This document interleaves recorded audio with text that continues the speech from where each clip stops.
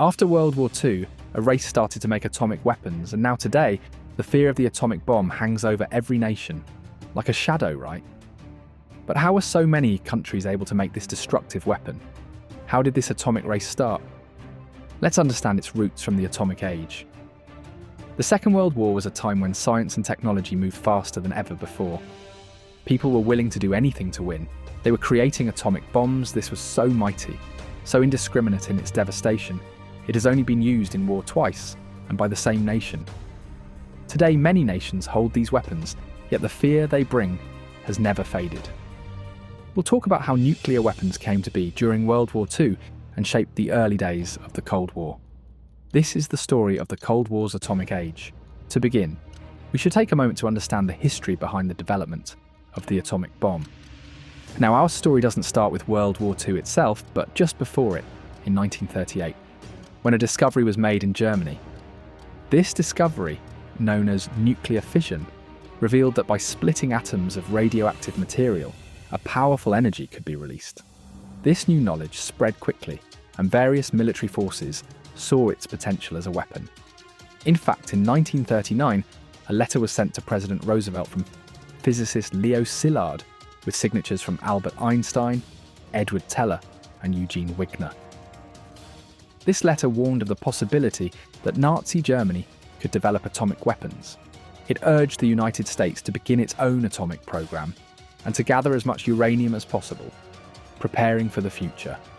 In October of 1941, the US Army was given the green light to begin an atomic research program.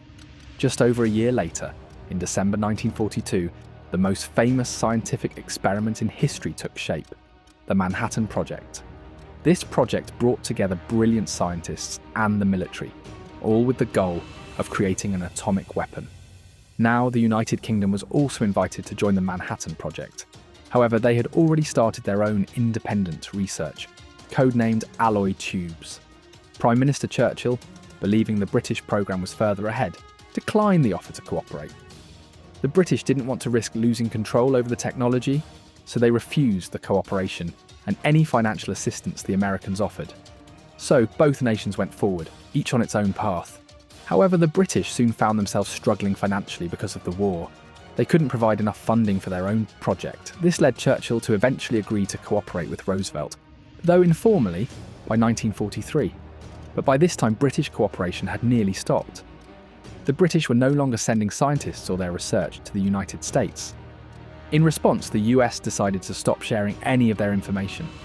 It wasn't until after the August 1943 Quebec Agreement that collaboration resumed, this time at the insistence of the scientists involved. Think of it like two kids arguing over a toy, and you have to step in to break up the fight. In this case, the politicians are the kids, and the scientists are the adults. Anyway, back to the Manhattan Project. By June of 1944, 130,000 people were working on this massive project. In a time of total war, this was a huge effort. So many skilled workers and scientists focused on one goal. The project was led by the brilliant theoretical physicist Robert Oppenheimer. Meanwhile, the German nuclear program was facing delays and setbacks. Part of the reason was Allied attacks on their research facilities, including the SOE Operation Gunnerside, which destroyed the heavy water facilities in Telemark, Norway. If you don't know the full story, comment down your desire if you need a video on that. Now, after the landings in Normandy and the liberation of northern France, a team of scientists was sent to gather information about the state of the German nuclear program. They were also tasked with keeping any valuable information from the Soviet Union. After gathering their findings, the Allies concluded that the German program simply didn't have the resources to build an atomic weapon. In the near future, the United States found itself well ahead of any other country in the race toward the atomic age. On July 16, 1945, the Trinity test was conducted at the Alamogordo bombing range in New Mexico.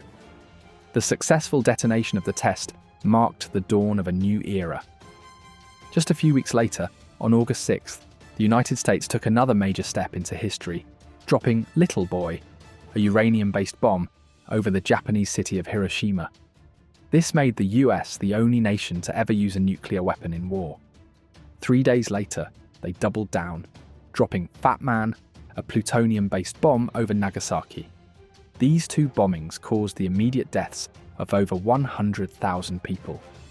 Although the Americans were ready to carry out more nuclear strikes, the Japanese surrender on August 15th stopped any further use of nuclear weapons.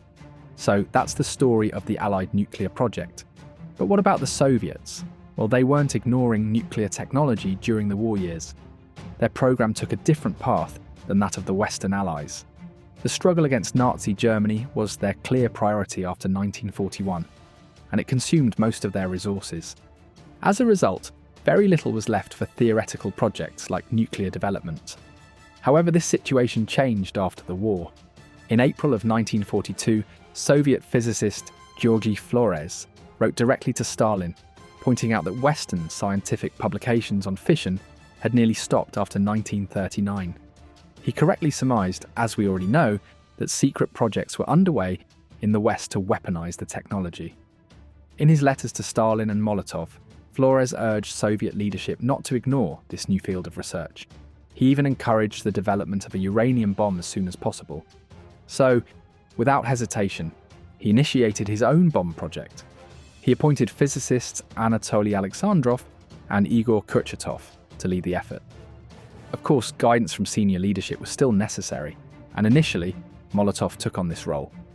One of the biggest challenges the Soviet nuclear program faced was securing enough uranium. The first uranium mine in the Soviet Union was established in Tajikistan in 1945, setting the stage for the next phase of their nuclear efforts. On April 9, 1946, the Soviet Union created Design Bureau 11, or KB-11, which was tasked with creating a nuclear weapon. They followed the American approach, using weapons-grade plutonium for the detonation trigger instead of uranium, which was harder to work with. By late October of 1946, the first Soviet nuclear reactor came online. Now we must touch on a debated topic in Cold War history. Many believe that the Soviet Union would not have developed its own bomb without its vast network of spies. The Soviets not only seized much of the German nuclear knowledge, but also infiltrated Allied programs. Names like Klaus Fuchs, Julius, and Ethel Rosenberg, and the Cambridge Five were involved, feeding crucial information to Soviet intelligence. There's no doubt that the Soviets used Western intelligence to their advantage. But as I mentioned, there's a debate about whether they could have developed their own bomb without borrowing American ideas. Soviet physicist and scholar Yuri Hutton, who was part of the Soviet nuclear program, admitted that intelligence was vital. However, he also argued that Soviet scientists were key, as they were already deep into their own program. They knew how to make sense of the intelligence and separate useful information from possible disinformation. In the end, the Soviet program succeeded, testing their first nuclear device, the RDS-1, on August 29, 1949. The Soviets called it First Lightning, but the West nicknamed it Joe-1, after the original sponsor. The test site was in the Semipalatinsk region of the Kazakh Soviet Socialist Republic. Now that both East and West had nuclear weapons, you'd think they would have realised the danger and worked to get rid of them. But that's not what happened. Instead, both sides began to build bigger, more powerful bombs capable of destroying huge parts of the Earth with the push of a button.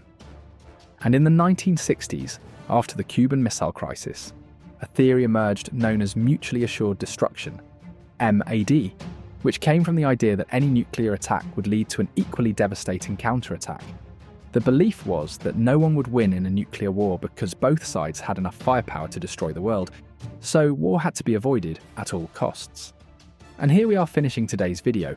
We hope you enjoyed today's episode. To make sure you don't miss any future ones, be sure to subscribe to our channel and hit the bell icon.